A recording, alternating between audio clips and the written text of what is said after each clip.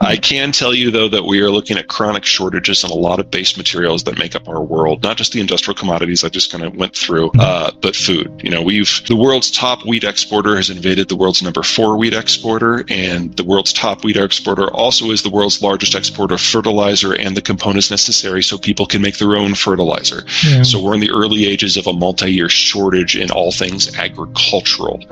Russia's also a big player in the aluminum market, or it was, not anymore. Yeah. They also are big in copper. That hasn't gone to zero yet. It's on its way down. Platinum group materials, for example, especially palladium, which does double time with silicon and semiconductors. The problem, as you're looking at all of these, however, is that sourcing is critical. One of the biggest disservices, in my opinion, that the financial sector has done for us all over the last 20 years is become used to this environment where capital is flush and liquid and we can invest in everything and we don't have to be all that discerning. Because if the money is free, why the hell not? Well, the money's not free anymore. And so the financial sector has to actually provide value add. In the old system, the entire developing world was in one exchange traded fund. That's asinine to think that India and Brazil and China and Russia have anything in common aside from size. Their markets are completely different. The sectors they play in are completely different. Investing in them is completely different. And yet there they are all together. Same with frontier markets, which makes even less sense. Mm-hmm. Like what in the world do Argentina and Vietnam have in common? Yeah. Nothing. We have to disaggregate all that now. And that goes not just for the markets in general, but for the specific products. So, for example, if you want to invest in agricultural processing, that seems like a big business right now. It's probably going to get bigger. But all the major agricultural processes that operate in the economies that are not getting hit by these shortages, think France, Canada, Australia, the United States, they're also in Russia and Ukraine. So you really have to do your homework to carve out the parts of the world from your investment choices that just aren't playing anymore. And that means you have to remove companies that have been household names. I'm thinking just Bunge here to pick one out of the air. That is not inappropriate if you want to take advantage of this boom we're going to see in demand for those products in an era of scarcity. How about building materials? That's messy because a lot of them are closer to home. Overall, I think that's a great idea, but you have to be really, really careful of what the sourcing is and where the companies that are producing that material are selling into. So, for example, if you're selling into the United States, particularly in the Mountain West, the Southwest, or the South, that is where the boom in the United States is going to be in residential real estate for at least the next 15 years. People are moving there because it's warmer. That's the boomers. People are moving there because it's cheaper. That's the millennials having families. And nobody wants to be on a metro where they might get COVID again. So, everyone's moving into that kind of arc. That's, as a rule, not how we decide where we get the stuff that goes into it. You either have local companies that are not publicly traded, or you have international ones that are like bringing in wood from Canada. And untangling that mess requires a brain that's bigger than mine. But the United States, for at least the next 5 years, strongly inflationary. If we make some policy mistakes, it could be stagflationary. But I think a more likely outcome is high growth, high inflation. So think about something that's a little bit more reminiscent of the 60s and the early 70s than the late 70s. We need to double the size of the industrial plant. We need at least 4 million new homes. We're a magnet for migrants, skilled and unskilled.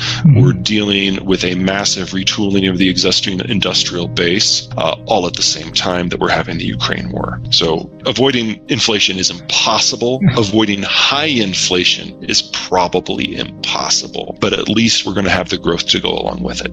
For everyone who participated in globalization, it would have been like they and they alone had won World War II. They had access to a world full of resources and markets in a way that only the Brits could have even dreamed of doing for the previous 300 years, and now it was available for everybody.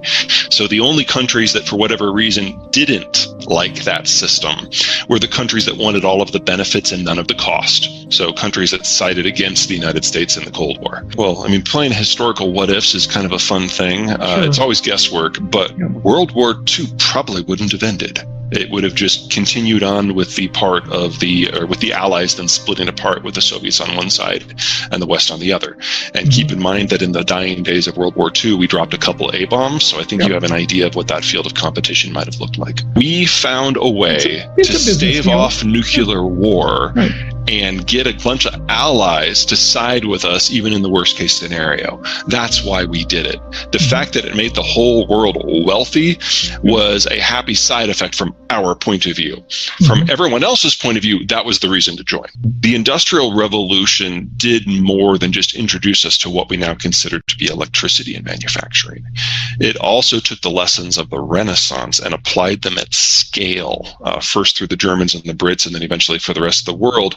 And we figured out all these components and elements that make up our world, and we figured out how to purify them and then recombine them in ways we found useful. What we have missed in the discussion of modern globalization and economic integration is their role. Because the very core of globalization is anyone can go anywhere to get anything. And when we talk about the breakdown of supply chains, we're thinking of semiconductors and tires and widgets, and that's true, but that's not the whole story.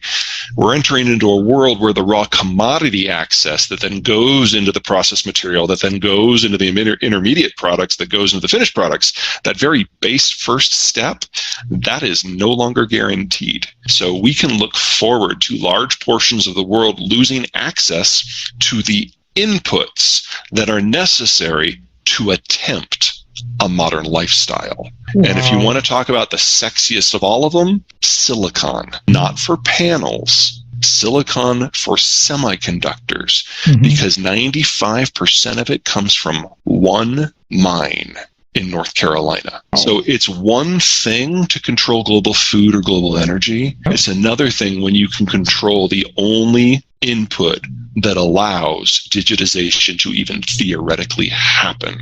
And the United States is going to have to figure out what to do with that over the next decade. We're entering into a world where there's not enough energy and there's not enough food, and where we're going to prioritize our own manufacturing. These are all strategic choices that we're going to make either by choice or failure to make one.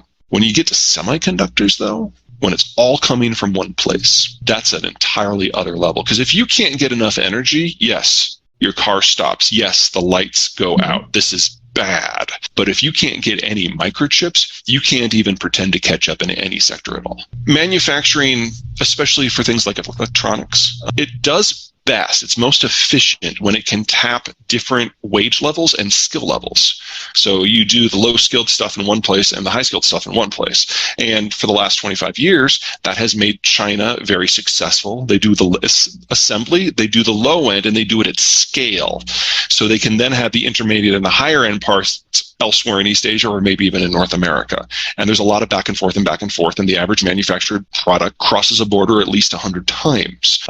Even in automotive in the United States, if you're taking each individual piece, you're talking like 25,000, maybe 30,000 border crossings. It's massive. In the world we're moving to, that's going to be harder to do. But the United States has Mexico. So we've got 130 million Mexicans, 35 million northern Mexicans very proximate to the border, and we can still play in that old style manufacturing. At the same time, we have the best capital structure to bits and pieces moving into the new style. And the consumer base is right here, both in the United States and Mexico.